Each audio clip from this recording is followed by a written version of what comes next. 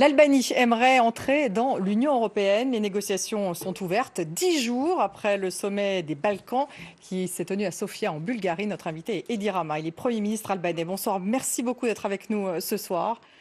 Avant de parler justement de ces négociations qui vont s'ouvrir entre justement l'Albanie et l'Union européenne, je voudrais revenir sur un incident qui s'est passé ce week-end dans votre pays. À Tirana, 11 policiers et un journaliste ont été blessés lors d'une manifestation de l'opposition. Monsieur le Premier ministre, ils demandent votre démission, la démission du ministre de l'Intérieur. Que se passe-t-il? Mais je crois que ce n'est pas une nouvelle internationale, c'est la vie démocratique du pays. Il y a une opposition qui proteste et il y a un gouvernement qui gouverne.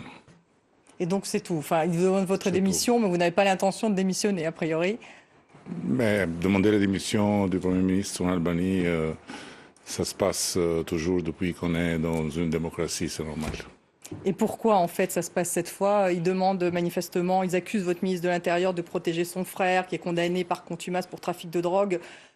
Qu'est-ce qui se passe? Vous dites que c'est la vie démocratique de votre pays, c'est ce que vous dites, monsieur le Premier ministre. C'est la vie démocratique et quand je parle dans une langue étrangère, je ne parle jamais de l'opposition parce que c'est entre nous, c'est pas... En même temps, c'est la vie démocratique, vous le dites, il y a une opposition, donc mais vous ne souhaitez pas en parler plus que cela. Non. Bon, en tout cas, ça ne vous choque pas plus que ça. Vous dites que c'est la vie démocratique du pays.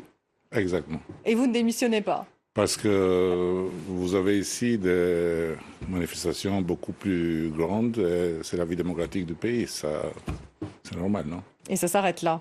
Est-ce que vous avez des résultats concrets dans la lutte contre la criminalité organisée, dans la lutte contre la drogue? Parce que ça fait partie justement des engagements auxquels l'Albanie doit se tenir pour rentrer dans l'Union européenne. Exactement. On a des résultats formidables parce que si on n'avait pas de résultats, la Commission européenne n'aurait pas recommander sans condition l'ouverture des négociations avec l'Albanie.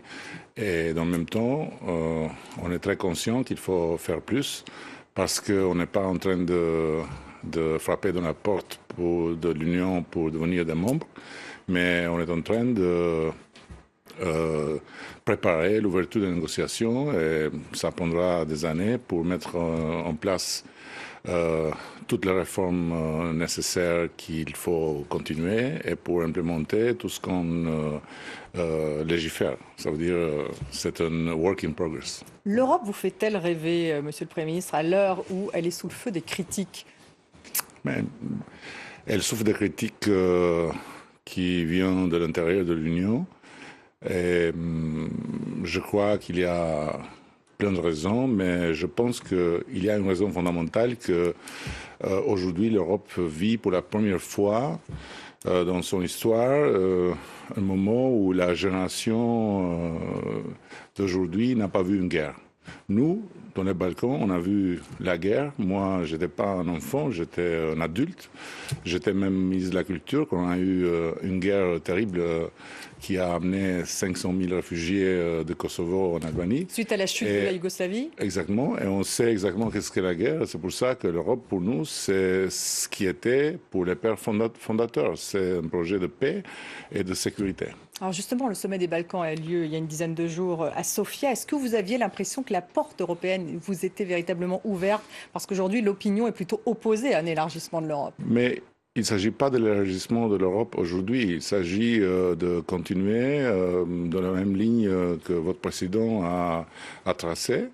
D'un côté, un approfondissement de l'Union avant d'élargir.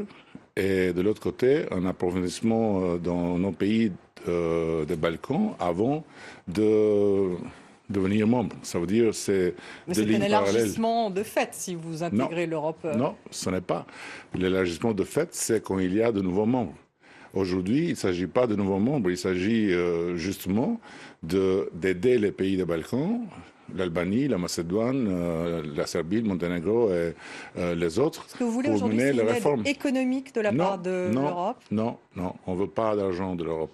Les négociations ne coûtent un seul centime à l'Europe. Les négociations sont seulement une prescription pour continuer les réformes et des inspections. pour voir si les réformes sont été menées justement. Parce qu'il y a une vingtaine de conditions qu'il faut remplir, me semble-t-il. Il y a plusieurs chapitres et c'est un processus de modernisation. C'est un chemin de croix pour les pays, mais que nous, on le fait pas pour devenir membre, mais surtout pour nos enfants, parce qu'on a besoin de couper pour toujours avec le passé et de devenir des États européens de droit. Et alors, pour vous, c'est l'avenir, l'Europe? C'est le seul avenir possible. L'Albanie, justement, a un des taux, vous parliez de la jeunesse, un des taux d'immigration les plus importants en Europe. Un tiers de la population a quitté le pays au cours des 25 dernières années. Ce sont les jeunes qui partent. Pourquoi partent-ils? Mais ce sont les femmes. Depuis une période d'isolation totale pendant le communisme, le pays a été ouvert et les gens partent. Les gens reviennent. C'est le changement de système. Et de l'autre côté, je trouve ça normal que les gens parlent et les gens reviennent. Vous ne le déplorez pas d'avoir toute cette jeunesse? Déplorer? Non, parce que l'histoire nous raconte que les pays, les riches d'aujourd'hui en Europe, sont été des pauvres qui ont émigré et qui ont aidé leur famille, qui ont appris plusieurs choses dans le monde, qui ont amené des cultures, des nouvelles capacités et ont rendu leur pays des pays riches. Une dernière question sur Erdogan, le président turc, qui a déclaré dans une interview qu'il avait investi 3 milliards d'euros en Albanie. Il est question de la construction d'un aéroport touristique à Vlora. Vous soutenez ces projets?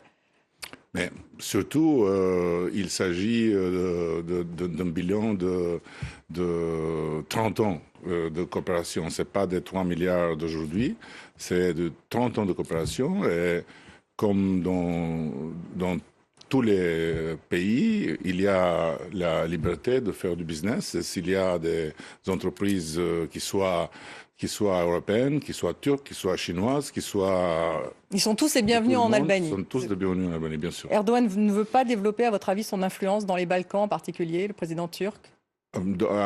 Avec l'Albanie, la Turquie a un lien amical depuis très longtemps, mais l'Albanie, c'est un pays qui est totalement orienté vers l'Union européenne. C'est un pays de musulmans et de chrétiens, mais la religion d'aujourd'hui, c'est l'Europe.